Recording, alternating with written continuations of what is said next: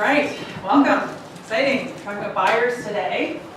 Buyers make up a lot of our business in real estate. I know that when we learn about real estate and when we do most of our courses and everything in it, they're really telling us to be listing agents and that you should be listings, because listings give you more opportunities. That being said, buyers are still 50% of the marketplace. If you're selling, you're generally buying. So buyers are a great source of income. Hi there. Come on in, no problem. So keep in mind that as much as you're listing focused, buyers are still a great source of income, and it doesn't cost you money to have buyers other than having a car or a bicycle or using Uber or 2 feet, right? So it's actually a lot cheaper to be a buyer agent than it is to be a listing agent, because on the listing side, it costs a bit of money to run listings. And there's a huge stress level difference of being a buyer agent versus a listing agent. And again, everyone will experience this themselves in a different way, but in my personal experience, being a listing agent is a lot more stressful than being a buyer agent. So that is just an interesting component. So just to back cycle for a second, I'm Adrienne to start with. I was selling real estate for about 13 years. And I got into the business because my mom and dad were in the business, so I joined. My sister's now taken over all the sales and she's doing selling, and now I am doing things like this. I'm teaching, I'm running masterminds, I run a bunch of other groups, and I like to help people out and mentor them. So this is what I do now. So I definitely have the experience in the field. Everything from starting my career in condos downtown to gravitating west to the higher price points. And as I got a little bit older, to the homes and selling here in the West End. So really my focus has been here in the West End, and my whole business model has been by referral. So much of what I will talk to in my own personal experience will be about the referral way of doing business, not the cold calling way of doing business. And again, it might appeal to you, it might not, but hopefully there's something in there that you can take from it and learn from and adapt to your businesses. So before we get started, there's a few new faces in the room that people might not recognize or might recognize. And I know that Irma, I believe you're totally new to the office. Yes. Yes, and you're getting your license right now, is that correct? Yeah, I'm getting my license. Okay, super, that's exciting, great, wonderful. And Divya. Divya, and Divya, you just got your license 2 weeks ago. A few weeks ago, yeah. Yeah, super, so another newbie, this is exciting. And Martin, you're fairly new to having your license. Yes, You I have am. a listing, how's it going? Is it sold? It's still? So Not yet, I okay. did a lot of work preparing it. Okay. And as soon as I'm done here, I go back and it's just, It's not out yet then? no, the listing is already. Oh, okay. Yeah, but it's just at a higher price point. And Yes, takes a bit longer to sell. it does, yeah. Plus getting things ready. We should have done that before. Yeah. But, It's a learning experience, that's Oh, yeah. for sure. it's stressful. Yeah, and then Kathy, you also are working on your license. Yes. Yes, I'm on my second course. I got an exam on it. super, that's great. And Kathy is joining the Kinnear team, Julie Kinnear team, and she's gonna be working with Holly. Yeah, that's great, super. You know a lot. That's it. Yeah, Julie was here Wednesday, that's great. Everything go well on Wednesday? Julie's a wealth of knowledge, yes. And what's kind of neat about the way we run Ignite here is that you get to hear from the different realtors and the different styles, and so it's not just the course material, it's a bit about them personally and how they run their businesses. So again, well, my goal of today is to obviously touch on all the topics from the book, but also to use actual real life. Here's how I do it, this is what I do, so that it's actually like, okay, great, I can actually take this right now and walk into a buyer presentation and I'm ready to go concept.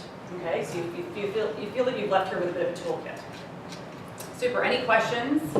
Any concerns? No? John, Mariana, thank you for joining me today. Yes? These are two of my longtime students, colleagues and comrades. Okay, so the goal of today is to understand how to find buyers. Where are they? How do we get them? How do we get our hands on them? Where are the buyers?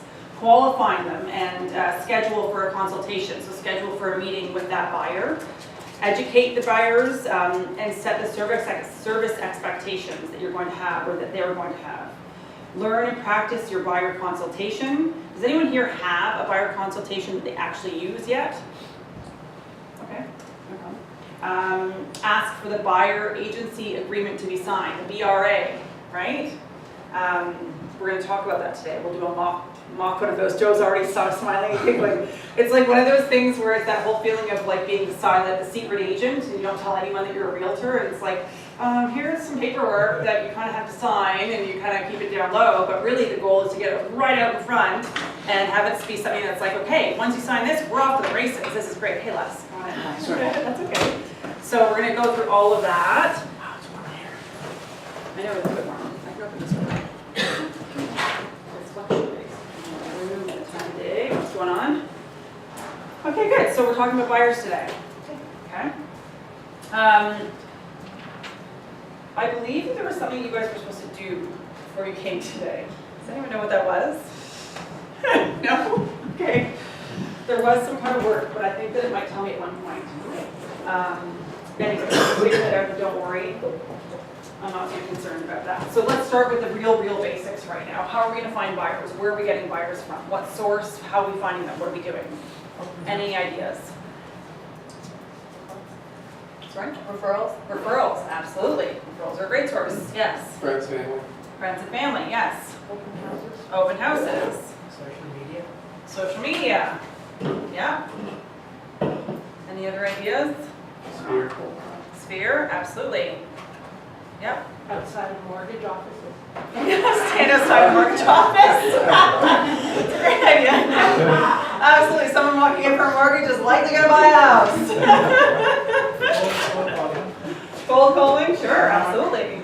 Door knocking. Yeah, door knocking, yeah, Apartment buildings, I guess, where they're renting. sure, absolutely, looking for, exactly. Seminars, Yeah, networking events. yeah.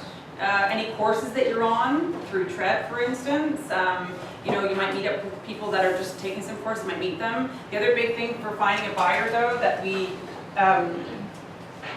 what I was gonna say was the one thing that you're talking about right now, that is the key theme to all of this, is the fact that it's lead generation, right? And that's the one thing that in the very first class we talked about lead generation, we were gonna talk about it throughout Ignite.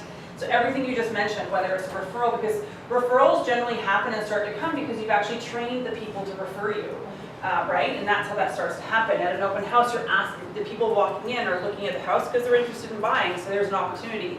But you need to ask the right questions and follow up, therefore you're lead generating.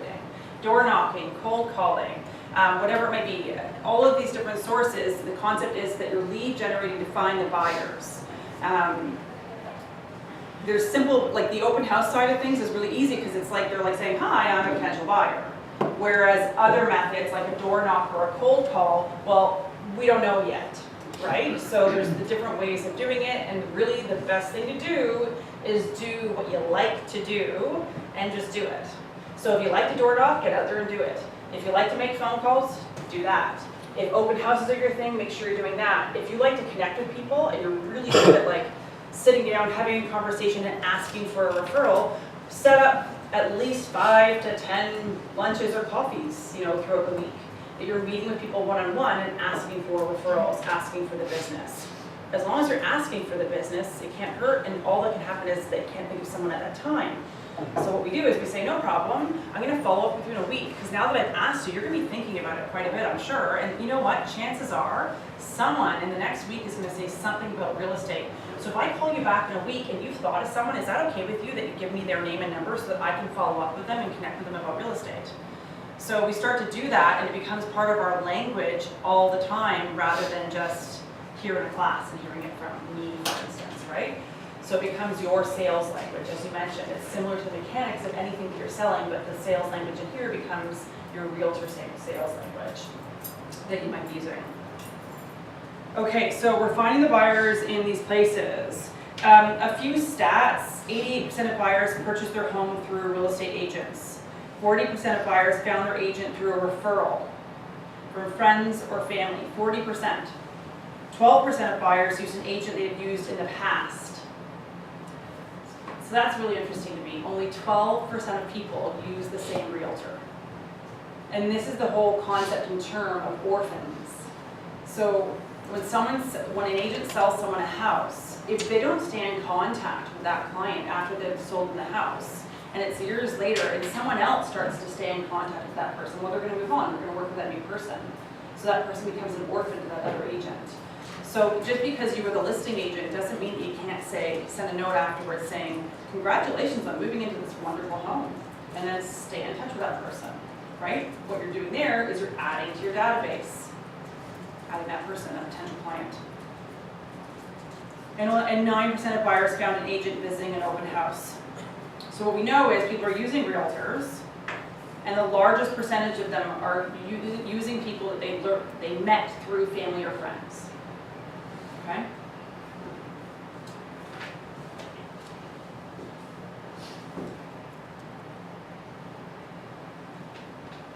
So one of the scripts that is used to gently ask for a referral or if someone's interested in real estate is, I just want to see if you have any real estate plans coming up that I can help you with. I appreciate you giving that a thought. If you do come across someone, will you promise to let me know? It's pretty simple, pretty basic. And again, it can be said in your own intonation and the way in your own personality so that it doesn't sound like a script. How do you feel about that one? We've talked about scripts a few times, and the fact that scripts can make us feel a little uneasy sometimes. So some will work and some won't. I think it depends on the context of the conversation. Mm-hmm. I think that's, on a door knock, you can't, somebody gonna promise me that they're gonna think of me Correct. after a door knock? It's not relevant to Right. me. I don't perceive it as the right But maybe though, on the third time knocking on On the that third door, time. talking the third time, Yeah. so you've built a For bit of sure. rapport, you've given some information. You're like, hey, now that you know that I'm the realtor in the neighborhood, if one of your neighbors is thinking of buying or selling, and I'm knocking your door next, would you be willing to give me their name and number? Yes, totally. Context is important for sure. Yeah, that's great. I can do that. So open houses are, again, a low-cost way of finding buyers. They're kind of coming through, knocking on the door, saying, I'm interested. What's really important about an open house, and I feel like I still haven't seen any realtor really nail it yet. So it's still out there, and I've said this a number of times, actually. So I feel like it's still out there for someone to do. But I've never walked into an open house and felt wowed.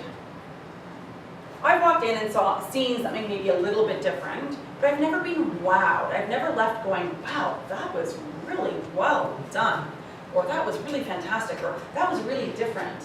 And I've used the example of why not have like a life-size poster of you, or an example like that outside of the house, being like, welcome, or something extreme, right? Why not? Because we know that if there's a bit of humor and happiness in people as soon as they're walking through the door, they're much more willing to engage in a conversation with you if they're already feeling happy.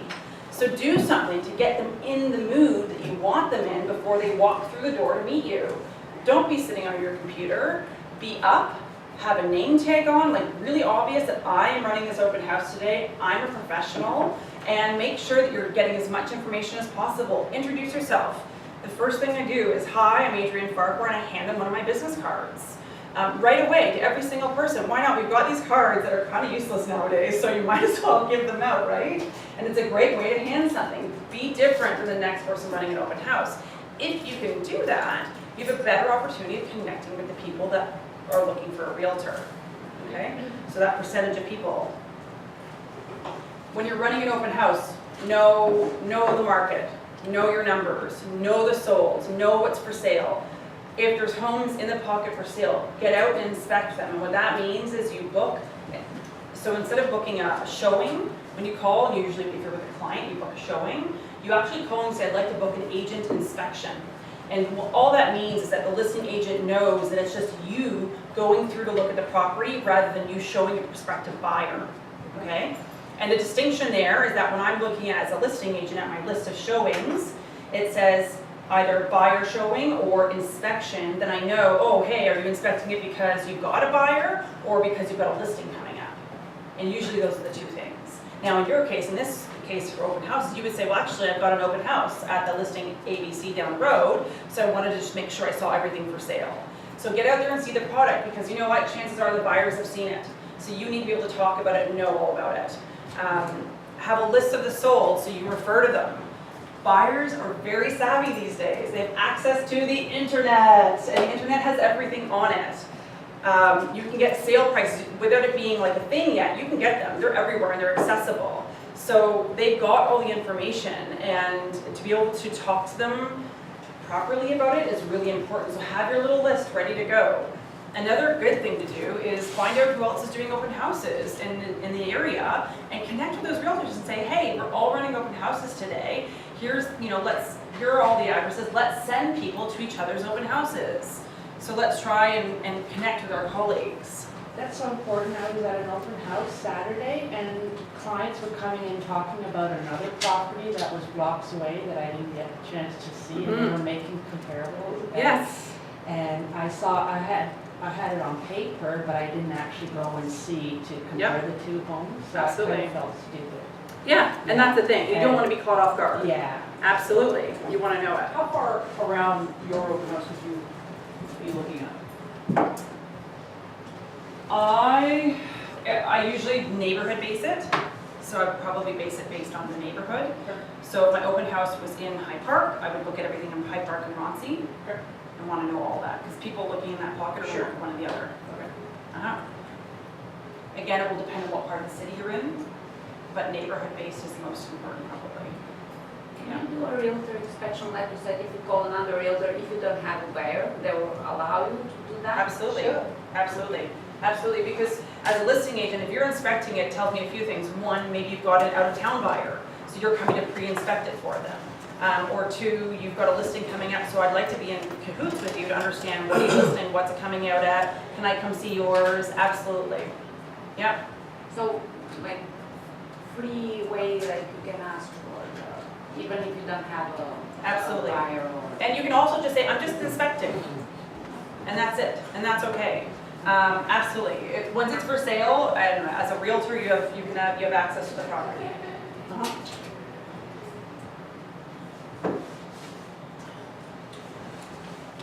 The biggest thing with the open houses is the follow-up. You've gathered all this information from these buyers, and if it just sits there, it's totally like lost leads. I want to add something to this Yeah. open house.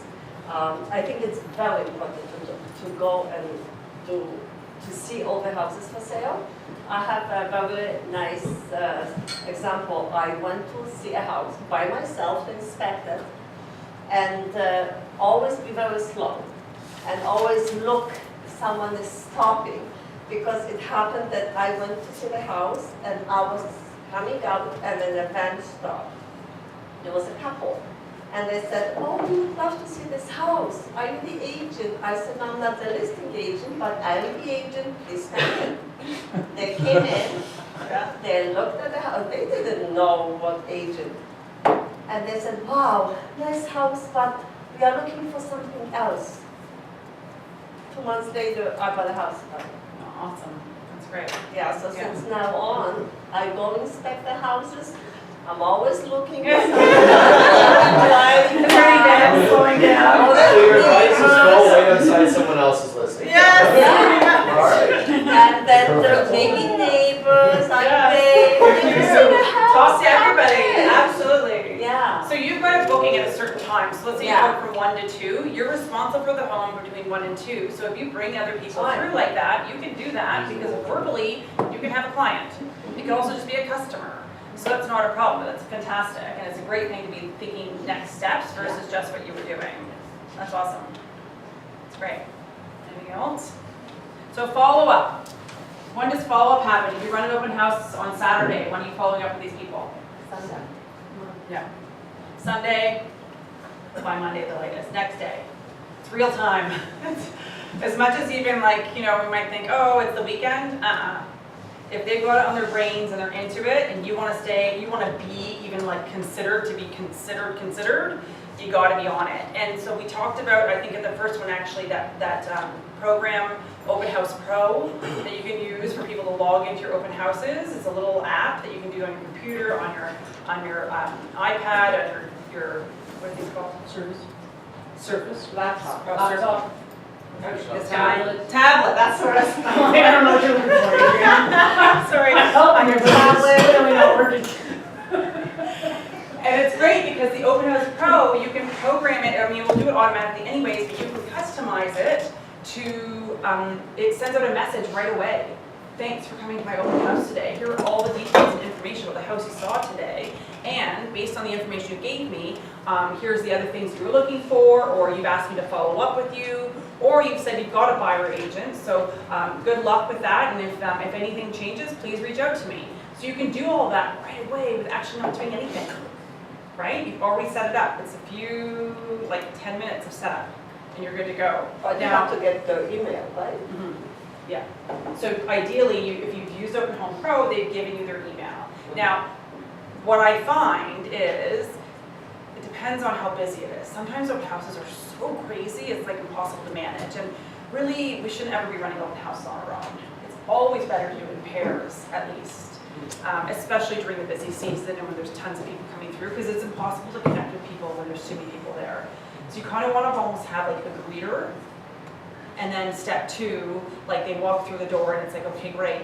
You could be standing there or someone else saying, okay, name please, email address, and you type it in. Because I find when they're actually saying it like that, they're less likely to put the real thing in. So get some help. Hire, whether it's like a teenage child or the kid down the road or whatever it might be. Exactly. I mean, gosh, I did a lot of stuff in real estate as a kid. You know, and it's great, you know, that's who can come out and help you, and they can be the scribe and this and that, and it'll help you with the process. Maybe it's a spouse, maybe it could be anybody. Like reader can be anybody. Sorry? The The reader, yes. Those people can't talk real estate technically, but they can, exactly, exactly. Which is what you were doing the other day. Yeah. Exactly, yeah. Actually, I have this question.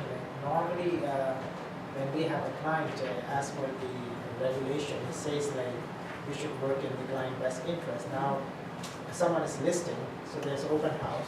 So there are chances, or there are many cases where people come without agents. So now this guy says like, I want to buy. So now if the agent accepts that, becomes sort of like a multiple representation, which as per the regulation says we should not do it, but this option like agents will do it. So my question is like, now someone is listing and I go and say like, though he's not from the same brokerage, can I say something like, do you need help with open house?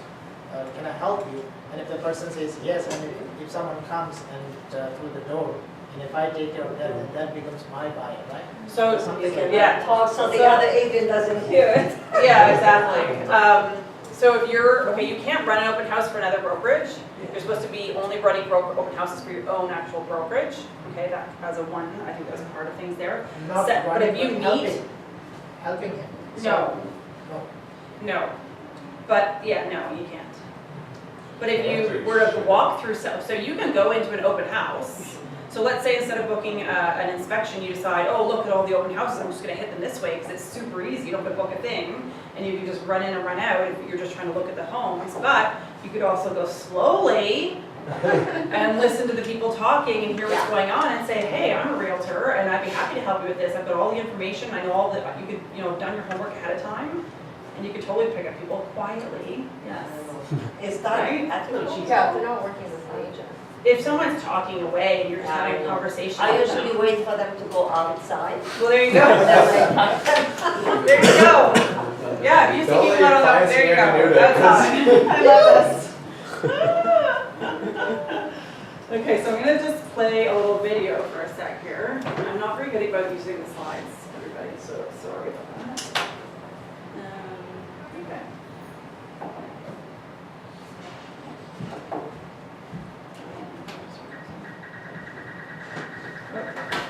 Remote this one? No? Sorry guys, should have checked this before. Okay, I'm not playing a video. Forget that, that's not happening, I should have tried the video before. That was just find and motivate. It's with the whole concept of finding people who are actually looking to buy rather than chasing down people that aren't trying to buy, obviously, right? Okay, so what are the market stats? If we think about the information that we as realtors should know, what are some of the things that we should know? in the sense of people are talking real estate all the time. You might be at a coffee shop, you hear people talking real estate, or even see people signing an agreement a lot of the time, you know, when you're out. People are like, oh my gosh, I'm signing it. Danuta might grab them in the bathroom and sign them herself. But what's some of the information that we should know about areas that we work in? So that when we're having a conversation, whether it's through door knocking or walking the dog down the street, we sound like the expert and not the other person, not the other way around. Some ideas about what that should be? I think schools is always a good one. Yeah? It depends on the neighborhood, because I'd say like if it was downtown, price per square foot, it would be something that would be useful. Sure. But like in Hyde Park, it wouldn't be. Or Correct. It would be like schools, much more relevant. Is this the demographics that live in those areas as well? Yeah, absolutely. Parks. Mm-hmm. But Depends that's, on the market, what's in the market now, what gets sold in the past 6 months, so based on that, what should the current sort of like the average price and what development is going on Yeah. in the area. Absolutely. And what's there in the six to 1 years, like what's coming up. in that Mhm. area. Mhm. Some area there's like new train station, there's Yes. lot of Mhm. Absolutely. And the new developments coming up, Mhm. very important. Absolutely. Days on market is important to know because that's not usually something that other people really understand. Like the lay people don't necessarily know that. An important thing to look at is how many homes didn't actually sell. Because homes get listed, but then sometimes they don't sell. Not all homes sell, and they come off the market. But the neighbors and the people in the area might not necessarily know that. So that's an important thing to know. Was it terminated? What happened in the end? Whatever happened to that home? Also, people have this idea that certain realtors have a market share in certain areas. And I find that I'm speaking to realtors a lot about this more now on listing presentations. They're saying, gosh, like why would they hire me when I'm not an area agent? I said, well, pull up all the sales for that area and see how many times you see the same realtor's name. And it's very little, it's very minor. There's agents from all over the place selling everywhere. You know, so that's an important thing to have in your toolkit, in your back pocket, to know that. Yeah, there might be a big agent, but there's somebody under that on the team, so it's not necessarily. It could be the team or it's not. Yeah, market share in a neighborhood is much smaller than people think. Like the amount of homes that you need to actually sell to have like the market share in that pocket might be only 3 to 5 homes. So it's not nearly as much as you think. I did that research. I did it myself, like checking in the area, how many times the same agent sold a house with the Yes. same, and no, Yeah. maybe one. Yeah, I mean, certain little pockets, you'll see more, like, it'll be more prevalent, but other areas in the general area, like the general city, there are 30 plus thousand realtors right now. 47. 40, oh my, what? It's over 50,000. What? Okay, so I guess when I started, it was 30, now So there's, there's like active. Holy. third of that. okay, so there's tons, and there's part-time realtors, there are full-time realtors, a mix of people. So, I mean, if every realtor did at least one deal a year, well, yeah, they're gonna be all, like, there's a lot of different people selling is the point, okay? So know your markets, know the share. And I mean, obviously, price ranges are, it's kind of, to know the price range, the low end, the high end, where your average is. Absolutely, I love thinking about demographics. So know your market and know what they're interested in, whether it's, you know, dog parks, schools, daycares, restaurants, know it all. It's really easy to get that information. Developments, go to those meetings. They post the meetings and when they're gonna be available for information, go and listen to those meetings so that you can be the source and then talk about it, blog about it. Put, you know, messages on Facebook or whatever you use so that you become the source that people are going to find out more about it. And then through that, you're selling real estate, you're doing that end as well, obviously, but be the source for all that information. Yeah. Afterwards. Okay, so the buyer consultation. Before we go to the next one, this one, when you talk about buyer, apart from this one, house information about the area now, I think mortgage is also important, right? When you ask, like, what's the interest rate, what are we qualifying these things? Yeah, so we're gonna get to that now. Okay. Yeah, absolutely. And that's, I feel like it's something that a lot of realtors shy away from a little bit, or just don't spend time. Yeah, I Effort into want it. to know that. Like, I don't feel that I should discuss the mortgage rate and stuff. What I think is important though is just the basics, not discussing mortgage rates, but understanding the basics. So being able to say to a potential buyer, well, there's a couple of different ways of getting mortgages, and there's different types of mortgages. And if really, if all you say is, it all depends on your own willingness for risk, or if you want things to be more stable, and it also depends on your own balance sheet. So that's all the information you're gonna share with a mortgage broker or with the bank to help you figure out what the best thing for you is. So they are the specialist in mortgages, and I am the specialist in helping you buy the home. So yes, you don't have to get into the nitty-gritty of it, but it's important to have the updates and know those things. Also too, because as we grow in this business and we've got a database and we're staying in touch with our database, being able to send our database information on mortgages or changes in mortgages as like a tidbit, and hey guys, check this out, it's an important piece to have. If people decide to like get a little message from you and think, oh gosh, I'm gonna call my mortgage broker, call the mortgage broker, make an adjustment that saves them money, they're gonna really like you. They're gonna be really happy about that, right?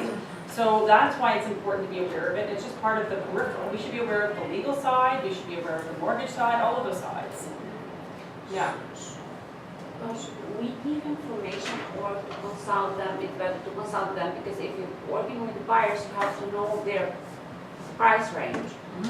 So, should you ask them before, like the price range and where you're willing to go? Like, Yes, yes, absolutely. Yes.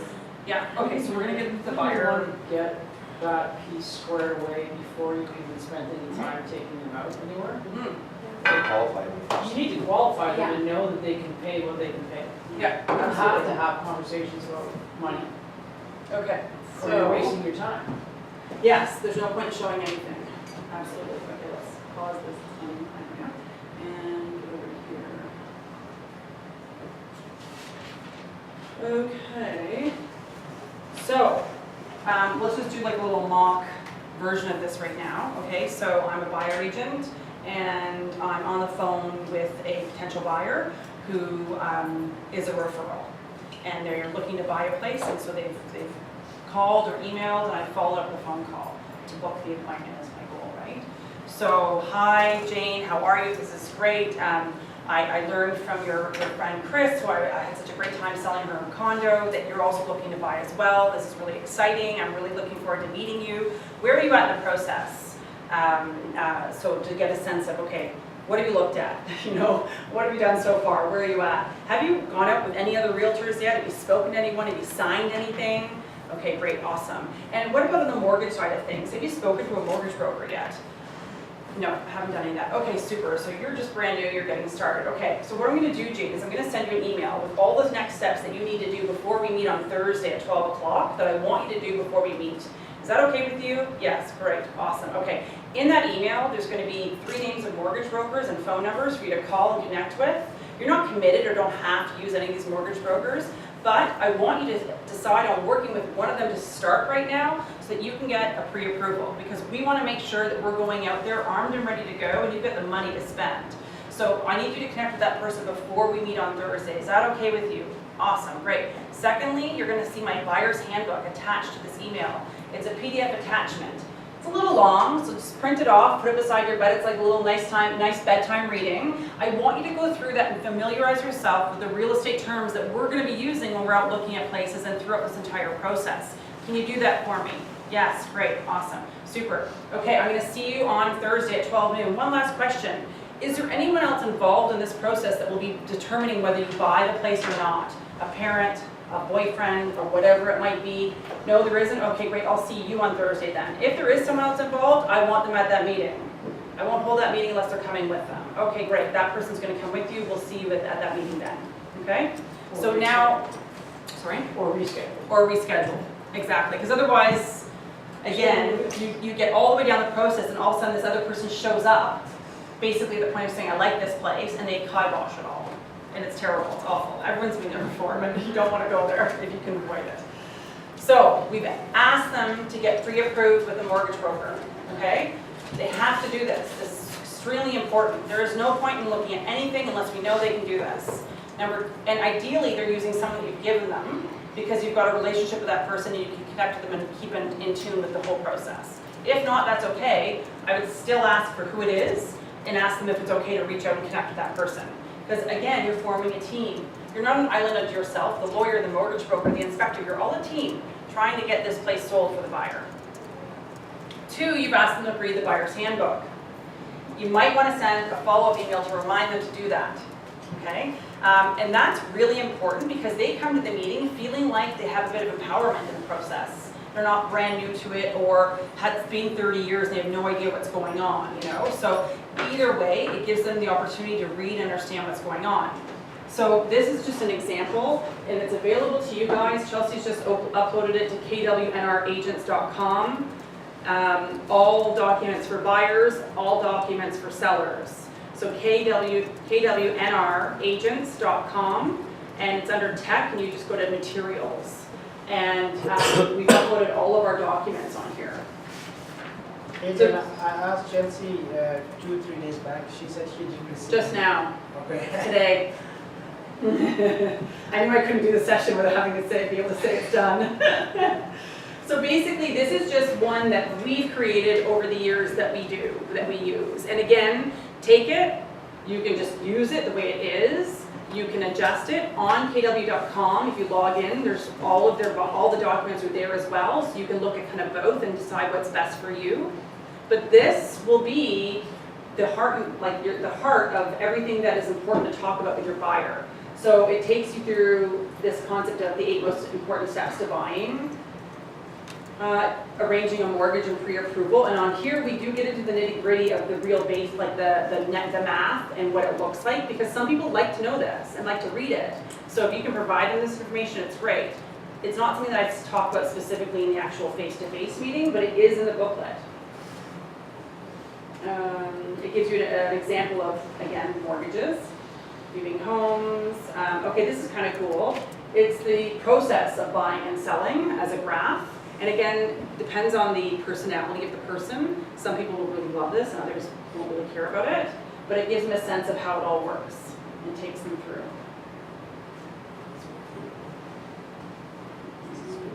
Buyer agency, the truth about how it protects you. Take the BRA, read it, understand it, and then read this as well and understand it. So that when you're talking about the BRA, you feel confident about talking about it. And the people, it's like they don't want to not sign it. If you get to that point, rather than feeling like, oh gosh, I can't bring it up and I can't sign it.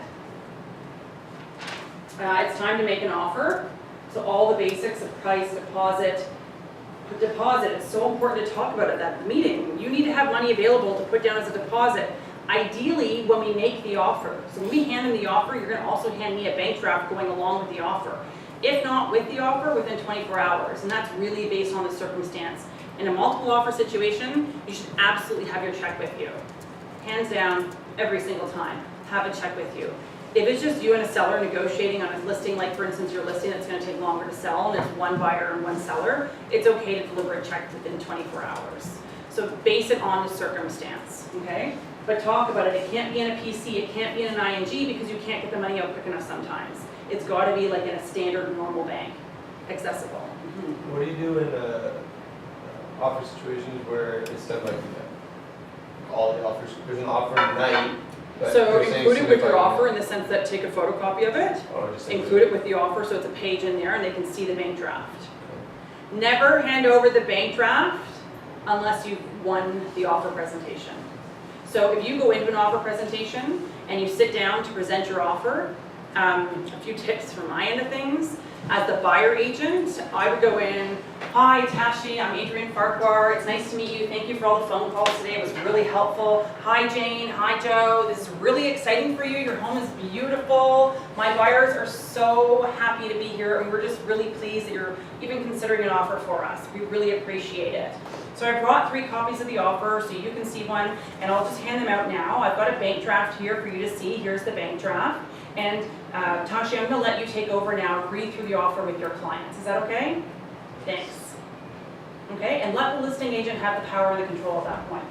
Are you Do standing not- outside or you No, no, staying no, in? if they let me stay, I'm absolutely staying. But don't try and bulldoze that program, because the listing agent wants to show that, like, this is their show, right? They're the listing agent. So go in, shake hands, make eye contact, give some basic details. Here's the draft, here's a picture of my clients, and a little bit about them, maybe, right? And then let the listing agent take over, all right? I can tell you when I'm a listing agent, if a buyer agent comes in and bulldozes or talks too much, we're kind of like, okay, we're ready to just like shoot them out the door right away, right?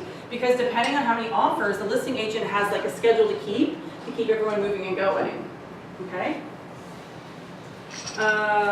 So this talks about terms and like any conditions that you have in the offer, multiple offers.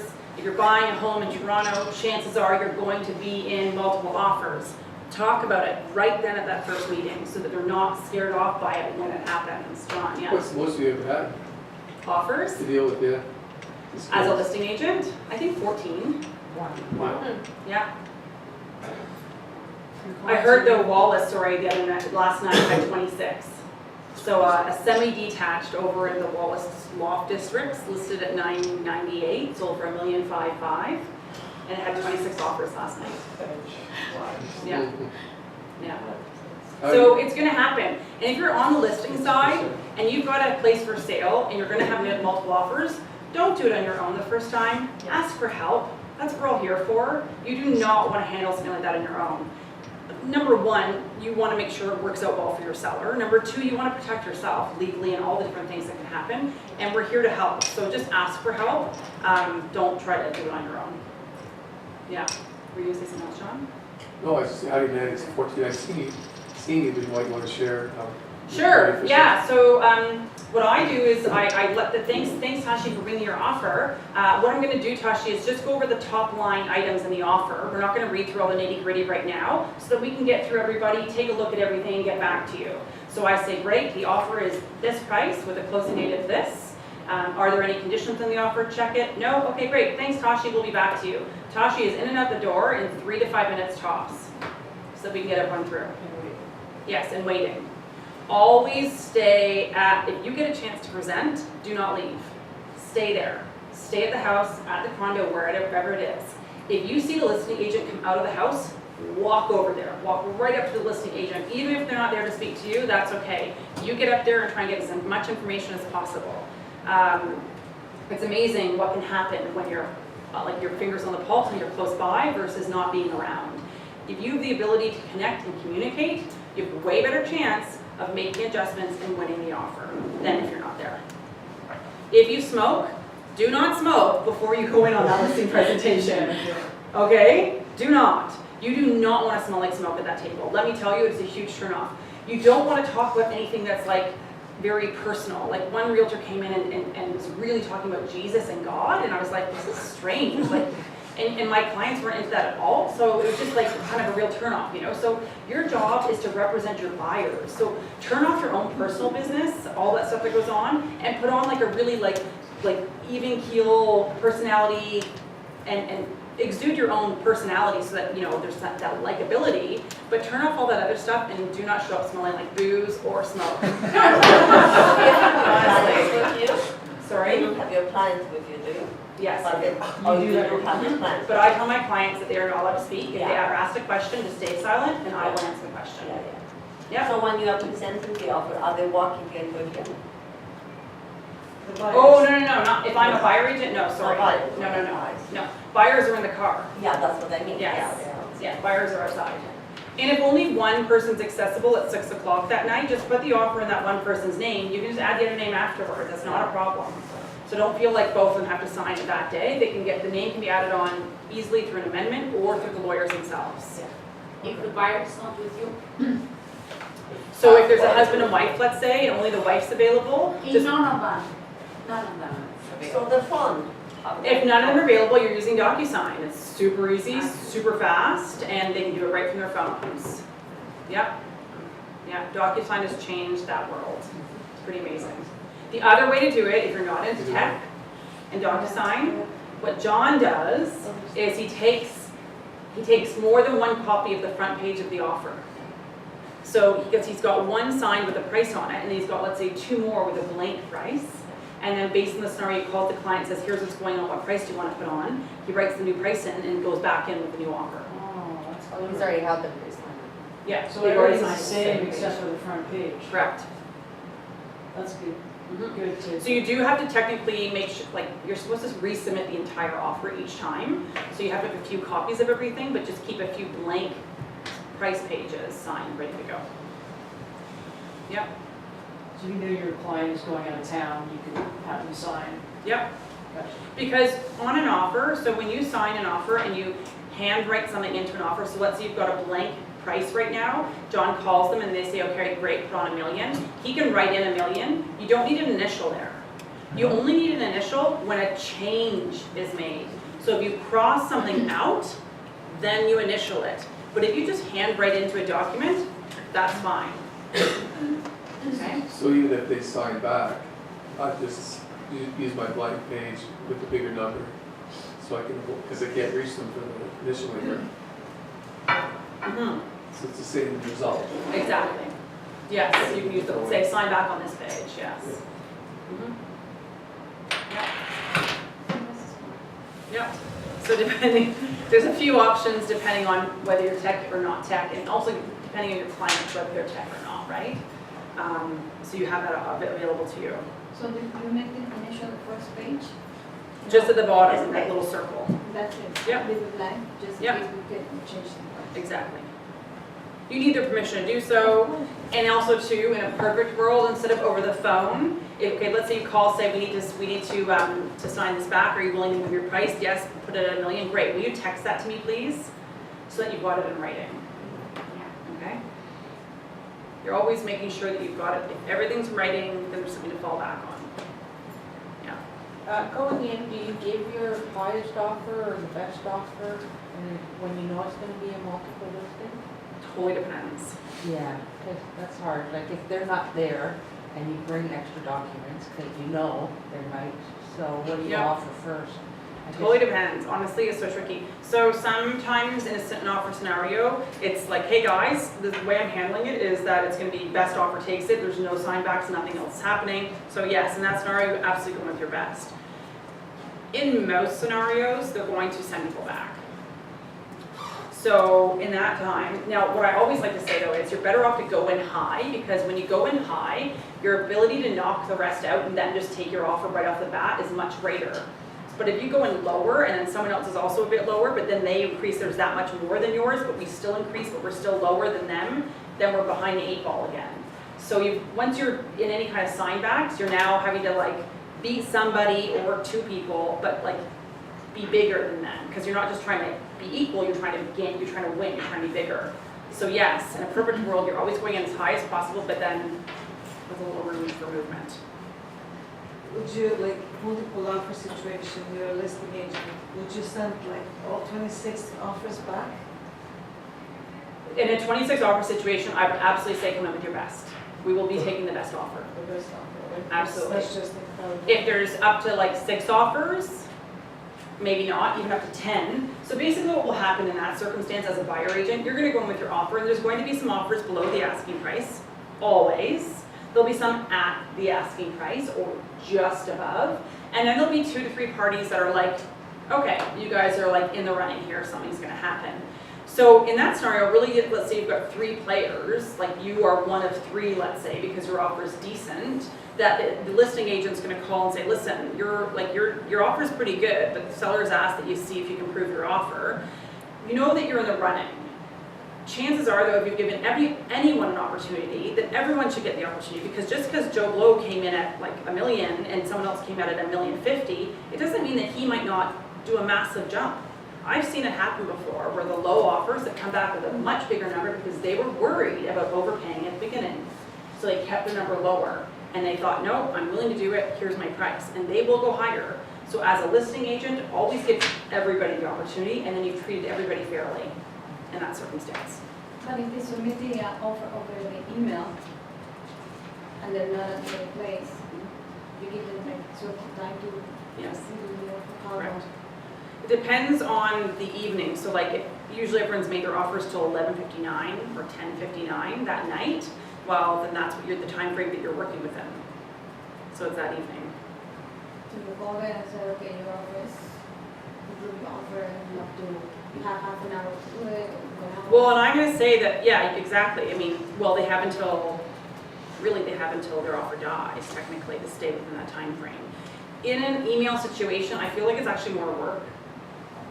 And you don't necessarily have the ability to get more money out of people. When you can talk to people and see them face to face, you have a much better ability to get more money. Or as a buyer agent, you have a much better ability to understand where you're at in the running. So I've been in circumstances where they've face to face said, you know, we'd like you to approve your offer. Well, I could tell, we were the best. I knew we had the highest offer, and based on experience and having done this, and I knew we didn't need to, and so we didn't, and we won the offer. So being there in person and being able to talk to people and having those conversations changes your ability to work for your client. So how do you figure out you are there and they tell you? It's just approve your communication offer, style. And then there's other people there with you? It takes practice. I'm not going to say it happens on the first go. It definitely takes practice, and through doing this, so the more presentations you do, the more you're going to get better at it. Yeah. Yeah, John? Some people do the 24 hours with email, that way there's more play. And Yeah, so you might see that where it says give a 24-hour irrevocable or a 48-hour irrevocable, and what they're doing there is maybe there's no set date for offers, but they're looking for, okay, if we've got some time, then we've got time to maybe bring in another offer. That's that strategy. It's tricky because as a buyer agent, working in the best interest of our buyers, we want it to be a much shorter period. We don't want that long period for other people to get involved. As a listing side, or maybe it's an older person, maybe someone's out of town, if they've asked for it, ask why. You can ask every question under the sun, okay? You can ask whatever you want. People don't have to respond or say, I'm sorry, it's confidential, I'm not gonna be sharing that information, whatever it might be, but you might as well ask. Because maybe they'll say, well, who knows, right? You can say, well, actually, here's the deal. My buyer is really keen on this property. They're coming in with a really strong offer, so we've made it till midnight tonight rather than noon tomorrow. We really hope you'll consider it and look at it. I'm happy to make sure I've got it to you and your clients in time and in a timely manner, whatever you need to do. But sometimes it's a strategy, other times it's because it's actually a need. Okay? How about the price for the offers, which is your best price? I mean, What to go in with? yeah. It depends. All you can do is look at the marketplace, look at the comps, look at what your client can afford. You've got to be able to swallow that pit feeling in your tummy, like, oh my gosh, are they overpaying? Yeah, because this is what we're dealing with nowadays. The way I always approached it was having a really good understanding of what their affordability is each time. So what is the range? Okay, you say you want to spend $1 million, but if you spend $1 million too, are you like eating like craft dinner for the next 5 years, or are you going to be okay? So really understanding that. So to understand, okay, what do we have to play with here? Because if they say $1 million, chances are they're going to need to spend $1 million too to get what they want. So knowing that. So then being, as soon as you've got your window, they're always going to be spending the top end of their window. It's just the reality of it for a house in this marketplace. Yeah. So you're going to go as high as they can afford and within reason of the marketplace, because what we have to remember as buyer agents, there's that big thing called appraisal that's going to happen. And it's all fine and dandy to win the offer night, but if the house doesn't appraise from the bank, and all of a sudden your clients, the bank says, well, you paid $1 million too. We think the house is valued at $1.1 million, so you need to come up with another $100,000 to put down this purchase. If they don't have that $100,000, then they're not buying that house, right? So there's all of those different things to consider. So we've got to be responsible in how we're directing and guiding them, but then also be willing to push them a little bit within reason. Yeah, John? I was just gonna say, we taught along the way, so this is what I say to my buyer, is there are 5 offers, and in general, it's $5,000 per offer. Above asking, it's gonna hit, so that's $25,000, or it could be 10 nowadays, depends on the market, but doesn't mean you have to do it, but at least it helps them to understand that has an elevating bump if there's 8 offers. You know what I mean? So I would say I used to use that, and I feel like it used to work. I feel like nowadays, changed now, yeah. oh, it's much greater. I mean, 6 offers will get you 300,000 over, Right. right? So again, it depends Change on the the marketplace that you're working in, the neighborhood you're in, and look at that. You can look at it, it's really easy. And when you inspect a property, even if you don't have a client for it, but you have something coming up or you want to know what happens with offers, you're automatically on the roster for getting notices about offers, right? So all of a sudden you're privy to how many offers went in on that property. It's a really easy way to just track all that for a neighborhood that you want to know everything in and be the expert in that neighborhood. You can always call the listing agent, have a chat, or send a text or an email as well to get the information. But an easy way is to already be on the roster and then just monitor that. And then track the information. Yeah. Those numbers might apply for Port Hope right now. Maybe. No, I used to use it all the time, but you're right, since March of last year it's changed. Yeah. So buyers, yeah. Can a listing agent lie to you, saying that Well, they're they turning shouldn't. back, well, I know they should, saying they're gonna work with 3 offers, approve three offers. Can they lie to you and just try to squeeze more money out of you? And not really send it back to 3 people? What do you mean? Not send it back to? If they call you and They say, call you, say, approve you're your coming offer, back. you're one of 3 people to approve that we're sending back. I guess They so. can lie, right? Well, Well, humans lie. because that went through my Yes. head. I wasn't sure he was telling Absolutely, me and the that's truth. part of being there and talking to them rather than through email and stuff, is to understand, making sure you are getting the right story and the real information. Yes, Okay. you know, humans can be humans, and the problem is with this multiple offer situation is there's no training for it, there's no teaching for it. So there's agents out there doing this that have no idea what they're doing. So a lot of times I find, when I was on the buy side of things, I would actually coach and guide them and give them things. I'm like, hey, here's what I use in a multiple offer situation. I thought it might be useful for you. Why not? They can just say no thanks, but if you do it in a nice way and you help them, they'll be happy about it, and they're gonna be willing to like help you at the offer table, right? A lot of people don't know what they're doing. Ideally, you're not lying, obviously. It's not a good thing. But the one time that I did feel like I was being lied to, and I got that feeling in my stomach, that gut feeling, I was right, and I called him out on it, and we worked through it, because I knew he was lying to me. So it will happen. There's some shysters out there. Yeah. I have a question, like, you have 20 offers on one listing. So now, like, as a listing agent, you will show all those offers to the seller, and the seller decide, or the listing person decide, like, which offer to choose. Well, so our job is to give them all the information and then guide them on the pros and cons of what they're seeing and what's there. Of course, we might give an opinion. My opinion would be to work with this offer, or take this offer, or send them back, or do this or do that. Or let's take this one but ask them to change their closing date, and this is what it means and looks like. So you give opinions, but then you ask them, what would you like to do? After you've given your opinion. But basically what you're doing is you're guiding them. You're molding them in the direction and into the decision that you think is best for them because you're a professional. Because the reason I asked this question is that normally in buyer cases, they're saying apart from offer, you can include something called, I'm not sure, there's some term, like some letter, which says like, which gives information about the buyers, like Yeah. this and that, and I like your house, something, Yes. so that they will have an edge, little bit like sometimes the seller Yeah, will consider. absolutely. Apart from Absolutely. You that, don't what have is, to give that piece what is that to called? the seller, do you? Or to the, you don't, No, you don't. yeah. No, so there are some realtors that don't give those things over to their buyer, over to their sellers, and those circumstances though, that's a circumstance where you don't even get a chance to see the sellers, so only the offer gets presented.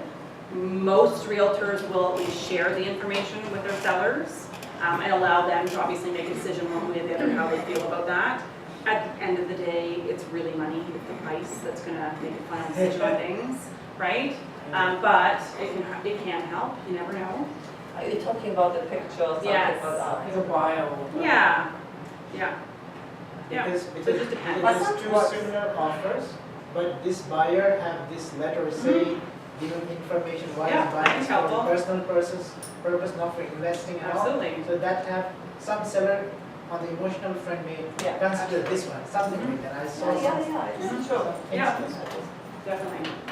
In that position, when you get 26 offers, you choose at least 3 to work with, like to present to the, No, you need to be looking at them all, and the clients need to see all of them. but if they're too low, No, So you need some of to, them no, are- you have to show them all, all of them. You're not gonna sit there and read through every detail of every offer. You're gonna just start with price. So you're gonna you're gonna just put them all together, lowest to highest, and you always start with your lowest, build them up. And you have to disclose, okay, here's 375, 376, 380, 390, and you make your way up. And you always make sure they've seen them all. Then you take, let's say, like, if there's 2 or 3 at the top, say, okay, here are the 3, let's get into the nitty-gritty of these 3. Any conditions, any this, any that, closing dates, and make a decision based on that. Yes. But it could disclose be all of one them. that's not that high, but it has no conditions, for example, right? Absolutely. Yeah, so it depends on what's important to the seller. Money, no conditions, firm, all those things. Yep. But they also ask you to give them your advice, what would you. If there's recommend? 26 offers, you're not taking an offer with any conditions, and you're gonna have a high price. It's just, in that circumstance, yes. But if there's a few only, then yes, you're gonna read them all. As a buyer agent, if you're in multiples, our goal as a buyer agent is to go in with a clean offer with the highest prices possible, right? Check in hand. Make no opportunity or reason for them to say no to you. And that's the key as a buyer agent. If they're not willing to take out conditions in a multiple offer situation, and there's a number of offers, you're kind of spinning your wheels. It's really not worth going in. If all you can get is a personal check, is that good enough? No, not in a multiple offer situation. You can get a bank draft in like 10 minutes at the bank. And so if you bank a TD and you walk into any TD and you say, I need a $20,000 bank draft, you can get it. It's accessible. And then if that means you have to go downtown to pick it up from your client, that's what you do. Yeah, Kathy? Have you ever done the bully offer for a buyer? Mm-hmm. Were they insisted, or you took, let's say, you really want this, let's do a bully? Usually clients are learning about that either if they've read about it or it's you saying, hey, you know how like they're ready to go, want something at the right place, and you call them, it just came on the market, let's get out there right now. Then you're guiding them to do that. Yeah, yeah. So you're taking the lead on that and doing it. It's rare that the buyers say, let's do that. But if they have 8 and they say to you, no, we don't wanna take it, can you do that? Yes. At least the agent say, no, I don't Correct. want it. It's up to the listing agent and what they've decided with the seller, whether they'll take that offer, look at an offer ahead of time or not. Can I complain, saying I sent an offer and you didn't wanna look at it? No, No. no, no. But if you do just send an offer through and an offer is registered and sent through, it is the responsibility of the listing agent to let the seller know what the offer is. But they can still say at that point, thank you, but no thank you, we aren't looking at offers today. So they can take it in writing? Well, they have to have that in writing with their client, with the seller. So listing agent has to have direction from the seller that they don't want to look at offers until a certain date. So that's direction from seller re-offers and other details of the listing. That's something that we have to write, like, as a listing agent, like I do that later Correct. myself. You do that at time of listing. So sign a listing paper. Seller's direction. Yeah. As a buyer Which one agent, is you're that? not privy to that unless you Seller's ask the question. What form is that? Or it might say on the MLS listing. What happened if there's an offer, and I present the offer, and and we sign back, and somebody else sent another offer, but we already signed back, my client already signed. it. Okay, so you're a buyer agent, let's say, and you put an offer in for your buyer. The seller now has it, it's irrevocable until noon today, okay? The seller's got it in their possession, this offer at 9 a.m. and they've got a 3-hour window to decide what to do with the offer. The seller says, well, it's a nice offer, but I'd like the price to be different. So they cross out the price, they put their price on it, and they send it back to the buyer. Now it's good till midnight. They've changed the irrevocable, let's say, till midnight that night. Now it's in the hands of the buyer. All of a sudden, another buyer comes along and says, I'd like to put in an offer, here's our offer. Well, they can look at it, but they can't do anything with it until you decide what you're doing on your end. So your buyer has the choice. Accept it as is, don't make any changes and buy it, or not, make a change. If they make the change, then the other offer becomes viable and they can look at the other one and now you're in multiples. So the irrevocability piece is who has control. So it's come back to the buyer, Mhm. would you be informed that there's another offer that's been received? Yes, so if an offer gets registered, then yes, you would. Even if another agent calls and says, I've got an offer, the listing agent should be calling you to tell you another offer's come in. So then you can advise your client to say, look, another offer has come in, we're the only one in Now- play at the moment. Yes. Assuming we accept it as is, then we're the only offer. If we change anything, okay. We're competing. Yes, that's what should be happening. Now, going back to Joe's comment about not telling the truth all Are the there time. illegal agents? Unethical agents? So let's say I'm a listing agent and I've signed an offer, your offer back to you. Now you've got the offer back and you and your clients are deciding what to do. Someone else sends an offer in and I see it because they just send it in right away. And I'm like, oh gosh, this is way better than what we signed back the other offer at. And I know that I've got something way better over here. I might not call the other party and say anything. Let it expire. And just let it expire. Well, just see Or what they hope do. they- Let them either make a hope they change. can't Well, counter. just- Hoping that they make a change. If they accept that offer and you have another offer at the same time, You send it can't do buyer. anything with this one. You've Until gotta they make a wait. change. You've gotta wait. Yes. Until you're. So as a buyer agent, so what that's telling us as buyer agents, if we get a sign back and there's a window there, check back in with the listing agent. Hey, thanks for the sign back. Maybe you can talk me through this a little bit. Where are you at? What are your clients thinking? If you know that your clients might try and make a change still, is there anyone else at the table, any other interested parties, any other offers on the table? Ask the questions. Don't just assume because don't make any assumptions in this business, ever. Never assume anything. And just Yeah, because you right. talked to an agent in the morning and there was Yeah. nothing, doesn't mean that by 6 PM that Yes. night, there's not an offer. Exactly. And then my client will complain, say, okay, you got another offer, which is the price that I want, and we sign back for a lower price to the buyer, right? And then they accept the offer, now. Well, it does put you in an awkward position as a listing agent. Yeah. Because if an offer comes through and is registered, then you are bound to tell your client what this offer is. So in that circumstance, if you sign back at lower and you've got a higher offer on the table, of course the seller's gonna be like, well, I want this other offer. And that's where things will get a little shady, a little tricky. What did you do? You go radio silent. You don't answer your phone from the buyer agent that's calling to ask questions and say something. You go radio silent in hopes that that other offer either signs back or makes a change or doesn't come back with their offer. They accept the offer as a lower. Then offer. that's At the end of it. accepted. That's the end of it. Yeah, your seller might say, well, that's too bad, I'm not selling the house to these people, and they might put up a fuss and say no and try to get out of the deal. But legally, they would go through the whole rigmarole of it all they can. If they've signed it or seal, they've signed back that way, yes. And that's the end of it, right? Technically, but it might not be. Yes. That's where RICO and everything else comes into play. But then you as a listing agent, and if you already know that you signed back lower, a little bit lower offer, and somebody is offering you more, don't you wait until you get the answer from the buyer, see what happens then, if they're gonna accept it before you send that higher offer to your. Well, that depends on time frames. It depends on how long the other offer's good till, for instance. These are all things that you have to maneuver and manipulate a little bit once you're in it. Yeah. So I had a circumstance where I was a listing agent, and at last call, meaning like, okay, we know our playing field, there were 2 offers on the house. And basically, we were like, okay, great, there's a bit of competition here, super. So when the first agent came in to present, she presented her offer. I had the offer, great. You always hold a copy of the offer on the listing side of things. The buyer agent leaves. I get a phone call from the other party. We're pulling out, we're not presenting our offer. The other offer. The other offer. So now I've got this one buyer who presented an offer in multiples. All of a sudden they're not in multiples anymore. And they've got a high price on their offer because they wanted to win. They wanted to buy the house. What did you do? So I had to tell her.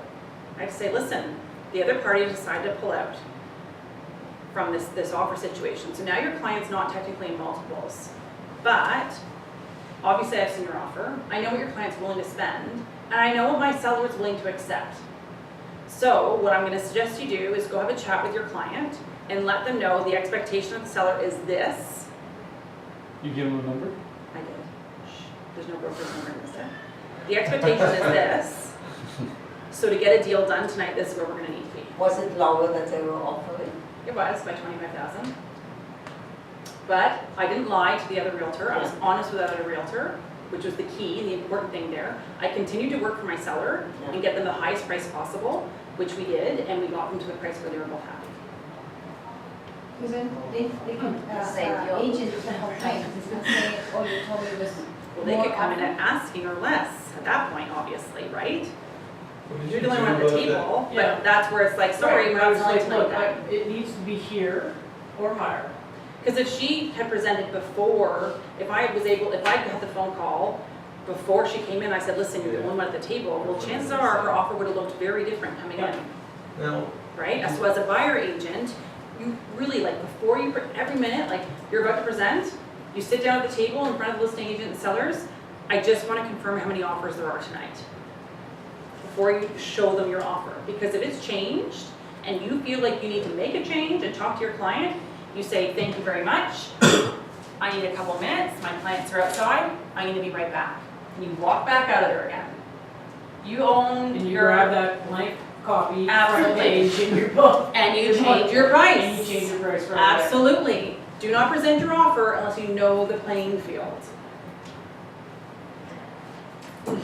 in a situation that you were in earlier with the two offers and then somebody pulls out, had they not been as ethical as you are, and then you go in and you present the offer and then somebody calls and says, we're not coming with an offer, and then, you know, they accept your offer and then you figure out that you weren't actually in competition, is there any way to, If you feel like something's off, that's when you take it to the next level of going through, I've never had to do it before, but it's a RICO issue where you say, I feel like I've been misled through this process. I was told that there was this many offers. how do So, you prove it though? well, so the listing agent has to prove it. So they need either the Form 801s from the agents that submitted the offer or a copy of the offer, and they take them through this whole process of figuring out to make sure that the offers came in. Did you get an 801 though? Or From did they the other tell party? you verbally that they were gonna bring an offer? and This then is let you before know actually? 801s. 801s didn't exist when this happened for me. 801s were a newer thing. So it was before you had to actually have proof of an offer coming in. It was just a registration. So we would call the brokerage and say, I'm registering an offer. When you've got an offer for But it a was property, registered. They had registered it with the brokerage. Correct. Oh, okay, so If that's they fine. didn't register, you can just say, well, then you're probably, as a listing agent, you're gonna be in trouble. Yeah.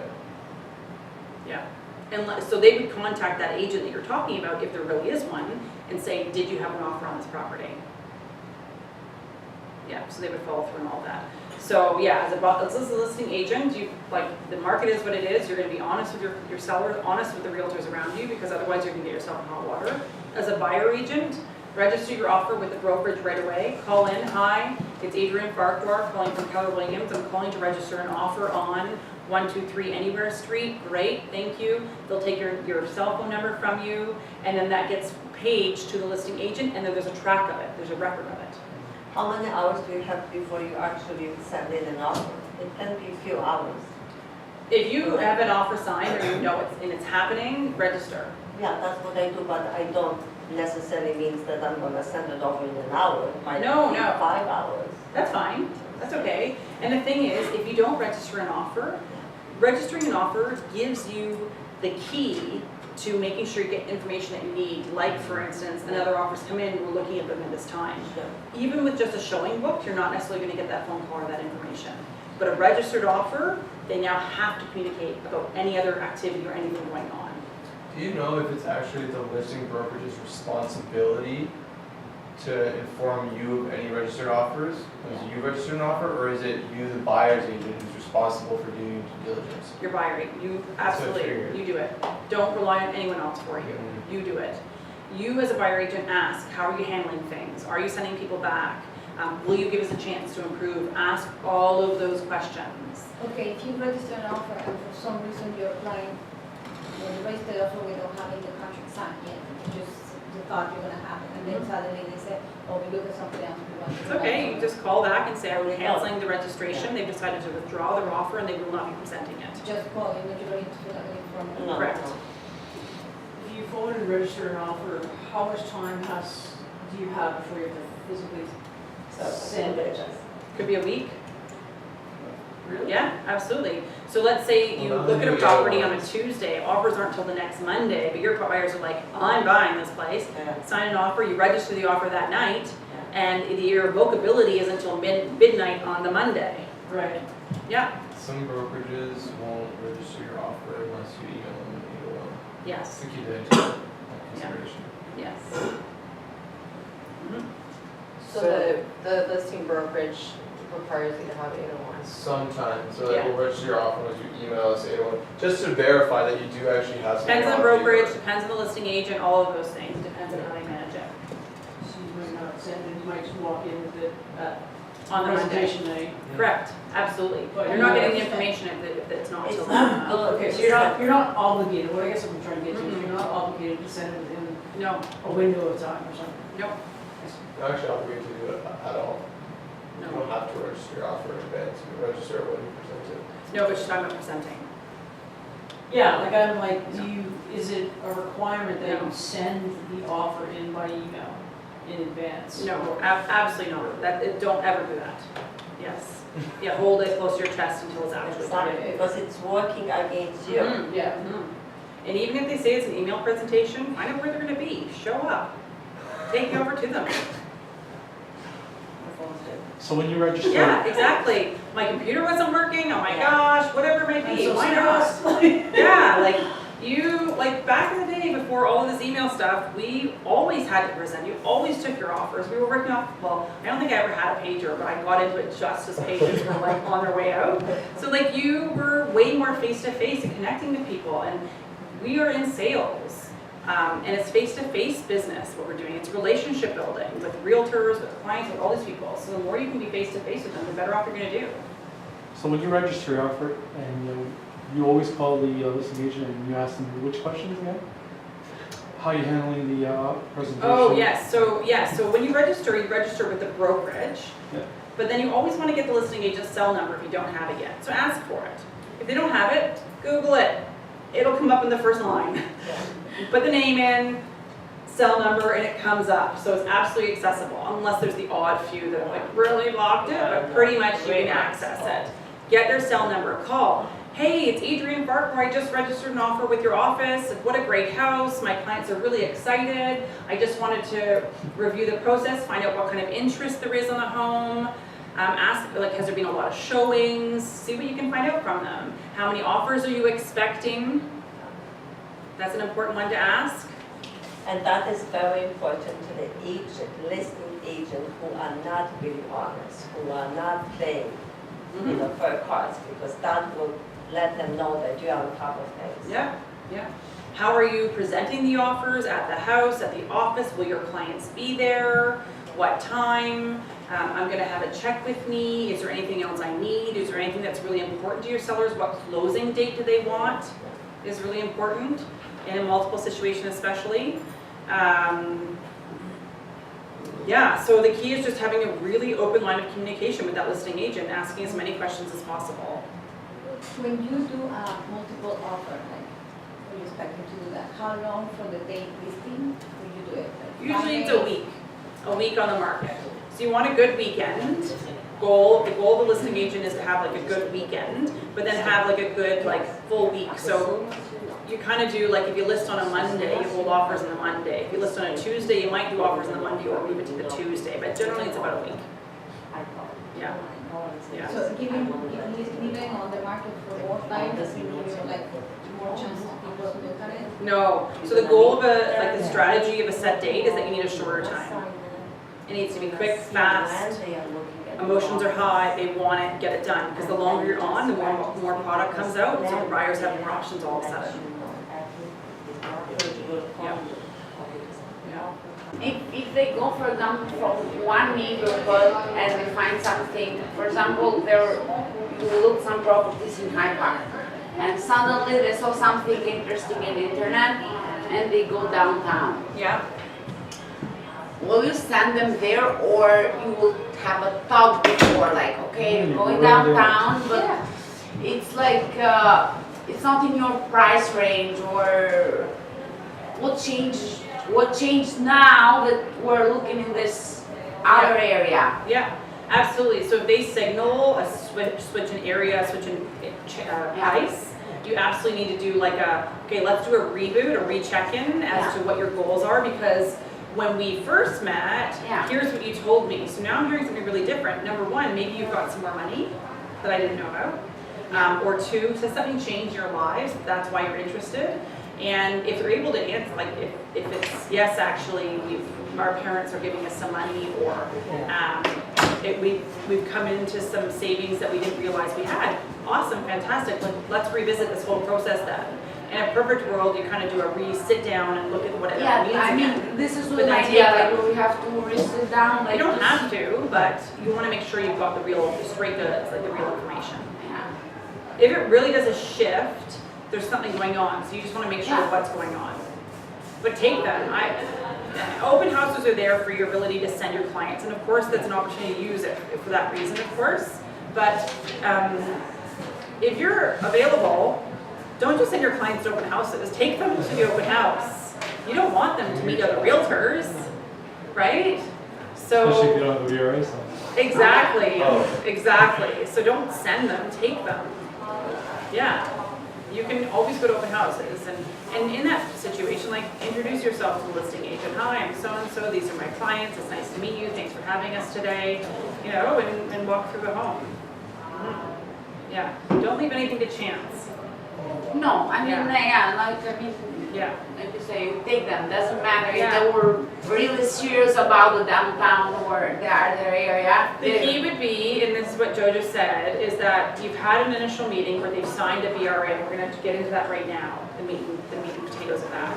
Because if you're just wanting to look around and at things that aren't even within their price range, well, no, it's not worth your time to be doing that, right? So it needs to be realistic. So just quickly back to this for a minute. In this buyer's handbook, include the buyer's closing costs. Buyers pay land transfer tax, and land transfer tax is a lot of money. So make sure that they're aware of this. This is definitely something that you should be talking about at that meeting with them. Are you ready? Do you have your closing costs available and ready to you? Based on what you've told me your price range is, here's what it's going to cost to close this property. And talk about that, make sure they're very clear on that. This is cash that you need available to you at closing, right? So money that you need available. And then the other thing in here that you might like, that I can tell you, but it's like a whole page of land transfer tax. Starting at 200,000, right down to, right from here. I think I added a second page because, I did. I was like, we need the price point to be higher now. I think they're close to $1 million right now. So just give you a sense. Now this is only Toronto land transfer tax. So you can basically just double it for Ontario and show The that. Canadian mortgage app is pretty good. Yeah, Canadian mortgage app is great actually. It's really good for that. And even on Trev, there's the land transfer tax calculator, shows you there. But if you've got a basis point, then at least you can be like, you're a land transfer tax, and you can just pull it up right there too. Pull it up on your, have a calculator app ready to go. So based on the price that you're telling me, Mr. and Mrs. Buyer, here's what it's gonna cost you on land transfer tax.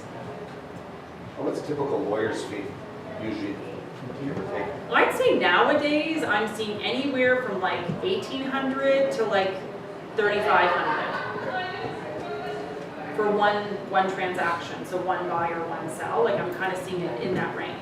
And again, there's all different ranges. So what you should do is connect with some lawyers, decide who you're going to refer, and send 3, but let them choose. It might be someone totally different, and that's okay. But always give 3 so that it's not you just giving them 1 and that's who they work with and they're not happy. If you've given 3, then they've chosen themselves. Yeah. And it doesn't look like you're getting a kickback. Correct. And if you are getting something, you have to disclose that. Our fiduciary duties, right? Okay, so I wanted to get into this. So we sit down with a buyer and we've got the opportunity to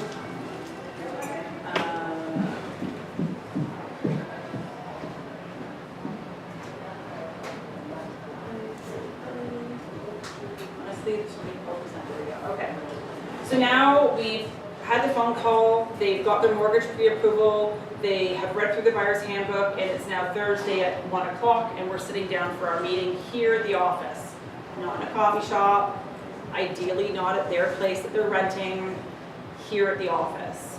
It changes the level of professionalism. If the client is in Leaside, you don't want to bring them to the West End, use one of the offices in the East End.